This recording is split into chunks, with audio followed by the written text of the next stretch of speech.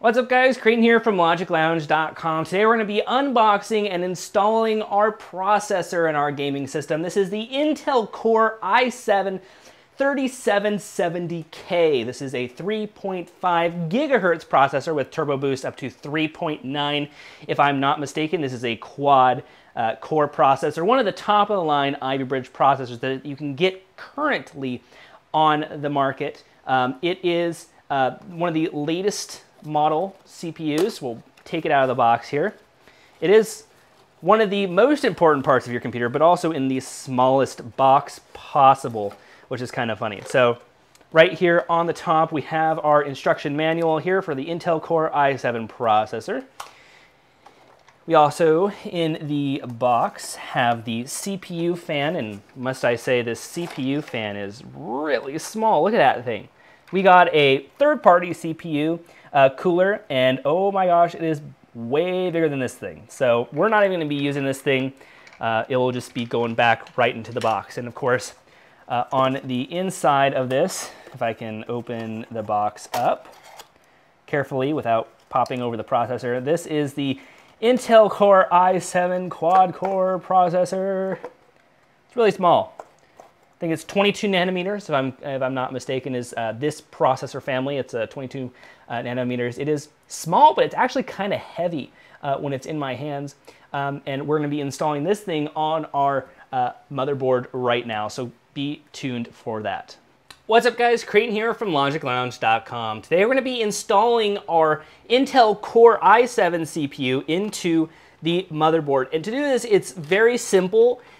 Just remember a couple things. Don't put too much pressure. Don't be nervous.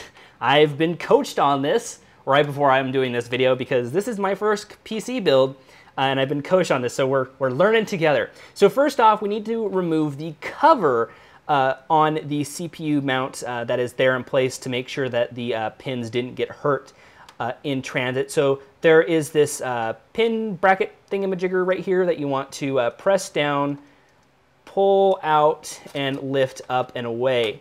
And then you can remove this bracket, the thingy, and I would recommend holding on to this, so if you do have to end up sending your motherboard to get replaced or serviced, you have something to protect those pins. So set that aside, save it, and we're ready. So we want to pull up the bracket and away, and then we can go ahead and bring in the Core i7.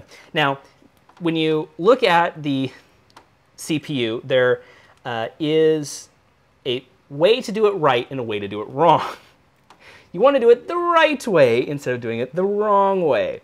And it's simple enough. You just have to look at the features on your processor and look at the CPU mount itself. So if you can see here, and I don't know if you'll be able to zoom in on this, there's notches on these two sides of the CPU mount and on these two sides of the CPU. So what you want to do is carefully and very carefully lift it up, being sure to be very careful, and just ever so lightly set it into place, lining up those notches and being sure not to put any too much pressure on it, and drop it right in like so. And I think I did it right.